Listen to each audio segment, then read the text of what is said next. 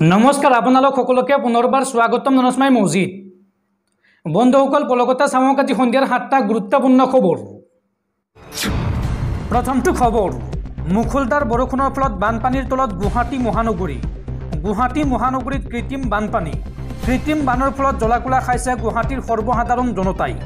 निशा 3 बजाলৈকে traffic जामत आबद्ध হৈ থাকিল गुवाहाटीर जनता। और गुवाहाटीर कृत्रिम बानक লৈ टुलुङा मन्तव्य गुवाहाटी उन्नयन दप्तৰৰ मन्त्री अशोक सिंघाলৰ मन्तव्य गुवाहाटीत कृत्रिम बाনৰ समग्र दोष मेघालयर, रঙা पानी मेघालयर और कला पानी गुवाहाटीर। যোৱাকালি गुवाहाटी महानगৰৰ कृत्रिम बानपानीर रং আছিল रঙা, সেয়েহে এই পানী মেঘালয়ৰ পৰা আহিছে, যাৰ বাবে এই পৰিস্থিতি আমাৰ নিয়ন্ত্ৰণৰ বাহিৰত। এই মন্তব্য গুৱাহাটী উন্নয়ন দপ্তৰৰ মন্ত্ৰী অশোক সিংঘালৰ। পৰৱৰ্তী খবৰ বাংলাদেশৰ প্ৰধানমন্ত্ৰী শেখ হাছিনাই দেশ এৰি পলায়ন কৰাৰ পিছতে এইবাৰ ৰাজনীতি ত্যাগ কৰিলে শেখ হাছিনাই। আৰু এতিয়া নোবেল বঁটা বিজয়ী মোহাম্মদ ইউনিছ হ'ব পাৰে বাংলাদেশৰ অন্তৰ্বৰ্তীকালীন চৰকাৰৰ মুখ্য উপদেষ্টা। বাংলাদেশত ভাঙি দিয়া হ'ল বংগবন্ধু শেখ মুজিবুৰ ৰহমানৰ প্ৰতিমূৰ্তি আৰু লগতে জ্বলাই দিয়া হৈছে বাংলাদেশ ক্ৰিকেট দলৰ প্ৰাক্তন অধিনায়কৰ ঘৰ। বাংলাদেশৰ ভয়াবহ পৰিস্থিতিৰ মাজতে ৰাজনীতি ত্যাগ শেখ হাছিনাৰ পুত্ৰ সাজিব ৱাজিদ জয়ে জনালে এই কথা। ৰাজনীতিলৈ আৰু ঘূৰি নাহে শেখ হাছিনা। আৰু মোহাম্মদ ইউনিছ হ'ব পাৰে বাংলাদেশৰ অন্তৰ্বৰ্তীকালীন চৰকাৰৰ মুখ্য উপদেষ্টা। নোবেল বঁটা বিজয়ী ইউনিছৰ সৈতে বাৰ্তালাপ ছাত্ৰ আন্দোলনৰ সমন্বয়কৰ। আৰু এতিয়া ভাৰতত যেহেতু আশ্ৰয় লৈছে শেখ হাছিনাই, এতিয়া ভাৰতৰ পৰা লণ্ডনলৈ যাব পাৰে শেখ হাছিনা।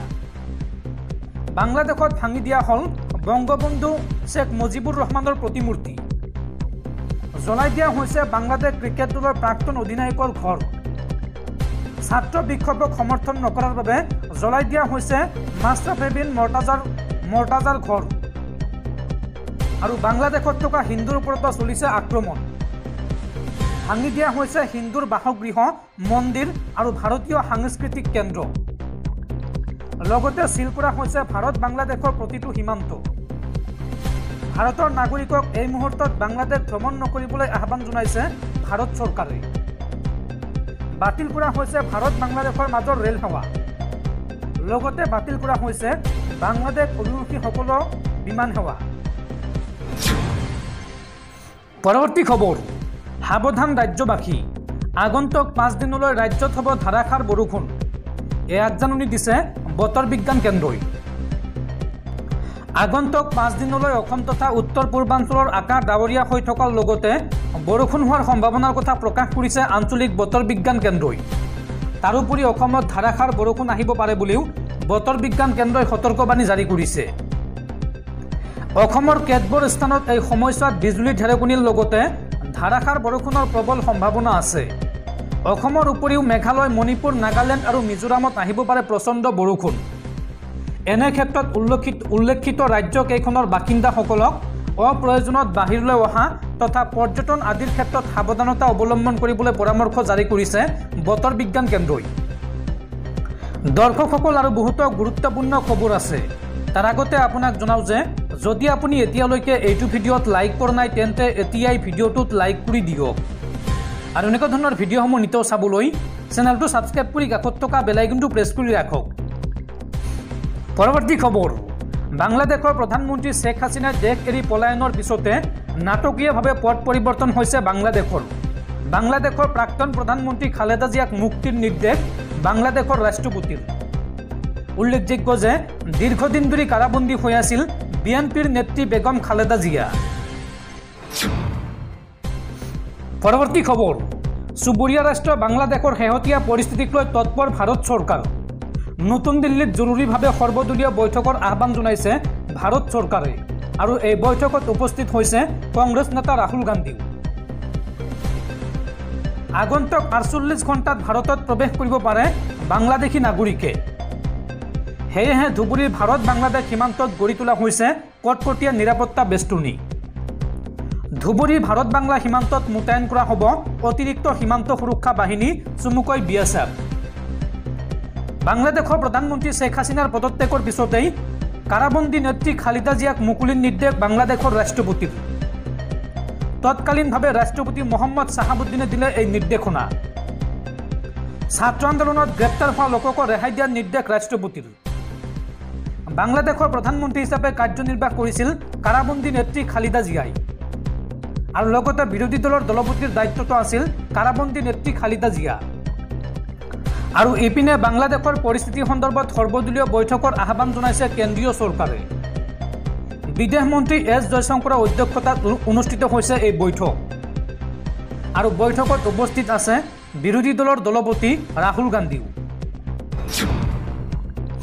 পৰৱৰ্তী খবৰ, পেৰিছ অলিম্পিকত 3000 মিটাৰ খোজ কঢ়াত ইতিহাস সৃষ্টি কৰিলে ভাৰতীয় খেলুৱৈ অভিনাশ চেবলে আৰু প্ৰথমগৰাকী ভাৰতীয় হিচাপে কৰিলে এই কাম। এই পৰ্যন্ত পেৰিছত চলি থকা অলিম্পিক 2024ত ভাৰতীয় খেলুৱৈৰ পৰা বহু ঐতিহাসিক কৃতিত্ব দেখা গৈছে।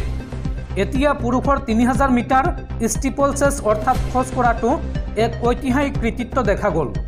ইভেণ্টৰ ফাইনেলত প্ৰৱেশ কৰিছে ভাৰতৰ অভিনাশ চেবলে। অভিনাশে অলিম্পিকত 3000 মিটাৰ পুৰুষৰ ষ্টিপলচেছৰ ফাইনেলৰ বাবে যোগ্যতা অৰ্জন কৰা প্ৰথমজন ভাৰতীয় হিচাপে পৰিগণিত হৈছে। পঞ্চম স্থান দখল কৰি অভিনাশে যোগ্যতা অৰ্জন কৰে। পৰৱৰ্তী খবৰ, ৰাজ্যত পুনৰ ভয়ংকৰ পথ দুৰ্ঘটনা। এইবাৰ কলিয়াবৰৰ পূব খোৱালনিত ভয়ংকৰ পথ দুৰ্ঘটনা আৰু এই দুৰ্ঘটনাত থিতাতে মৃত্যু হৈছে 3জন লোকৰ, লগতে আহত হৈছে আন 5জন আৰু এই দুৰ্ঘটনাৰ পাছতে অঞ্চলটোত উত্তপ্ত পৰিস্থিতিৰ সৃষ্টি হয়। অচিনাক্ত টাটা মোবাইলে মহতিয়াই নিয়ে এখন যাত্ৰীবাহী ই ৰিক্সাত, যাৰ ফলত এই ভয়ংকৰ পথ দুৰ্ঘটনা সংঘটিত হয়।